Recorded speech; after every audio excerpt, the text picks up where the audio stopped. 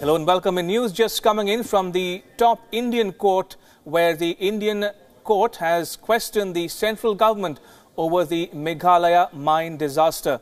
The Indian Apex Court had asked the centre yesterday to come up with a rescue plan. The centre has told the court that the rescue mission is facing difficulty because the mine in which they are trapped is illegal. The centre told the Supreme Court of India that there is no blueprint of the flooded mine.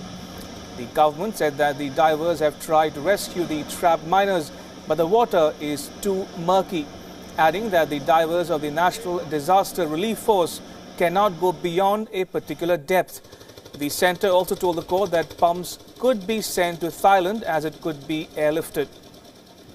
But this time, in Meghalaya, the mine is in a remote forest area and pumps cannot be sent. The court has told the government to file a status report by the 7th on the steps being taken. And joining me live from New Delhi is my colleague Jessica Taneja, who's been tracking this case. Jessica, walk us through the observations of the court in this matter. Well, interesting observations, Ramesh, because just yesterday Justice Sikri had said that the court seems to be of the view that the central government along with the state government hasn't been able to do much to when it comes to the rescue operations of the 15 miners who've been trapped in those rat holes in Meghalaya. Today the Apex Court also said it doesn't matter whether you tell us that it's a legal mine or an illegal mine.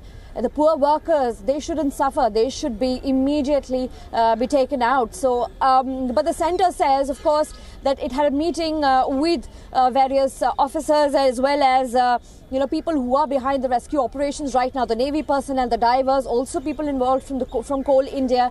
The government seems to suggest that, unlike the question was also raised, Ramesh, as you remember yesterday, about the rescue efforts in Thailand, that kind of analogy was drawn, to which the government said the case in Thailand was different. There was a blueprint. It was a cave where there were air pockets so that the divers could go in and, in fact, the football soccer team that was trapped inside that cave could breathe, and they'd give them more time. Here, whereas the technicalities are different because the mine is surrounded by a river where it keeps pumping in water. If I may quote, says there's the government says there is 1,800 liters of water per minute. So it's getting very difficult. The moment the divers go in, there are more water that pumps in, and right now also the question on transportation of the pumps. By airlifting the pumps, it says it's very difficult because it's an isolated forest area, so to say, and that is what is making it difficult. That was again in response to the Supreme Court's question whether if the government can send Kirloskar pumps to Thailand for rescue operations, can it not do the same in India? To which the submissions were made, and the Solicitor General Tushar Mehta said that this is an isolated space, illegal mine. It's getting very difficult for the government to do a lot.